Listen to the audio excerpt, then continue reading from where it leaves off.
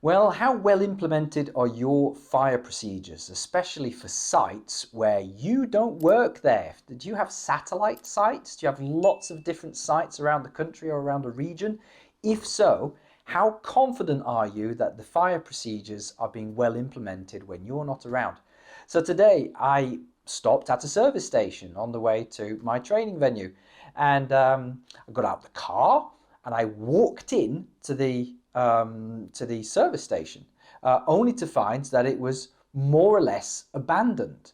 I did wonder why there were quite a few people just hanging around in the car park, but I just walked in. It was all quiet, didn't see anyone inside. It was a little bit creepy. It was like a zombie movie in some respects. And then I kind of realized that maybe something was happening and I shouldn't be in there. So I walked back out and then spoke to somebody who was outside and said, "What's going on? Why is there no one inside? We're all the staff."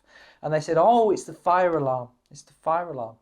So how well controlled are your procedures? Is it possible that when a fire alarm happens and there's an evacuation and staff are dealing with it, what is usually a false alarm, is it possible that you may get people walking into the building that you don't know about? Let's just imagine if it was a real fire for any situation. Imagine that I had walked into the toilets and gone and done, not to put too fine a point on it, a number 2.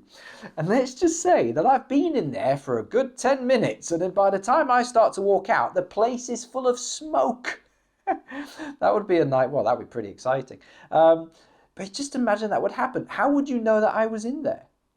So one of the most important things that we have to do when we have these fire evacuations is that we have a procedure which includes putting people on the entrances and the exits to make sure that people don't slip into the building without your knowledge. So you need some marshals, some fire wardens or some marshals who go outside and stand at the exits and keep people away.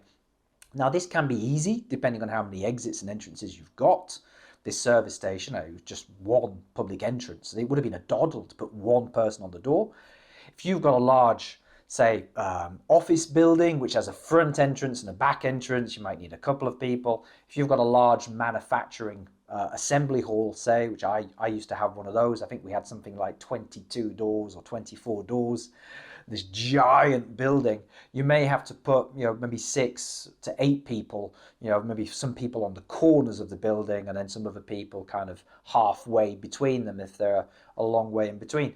So give some thought to this as to how you're going to stop people from just coming into the building without your knowledge. There we are.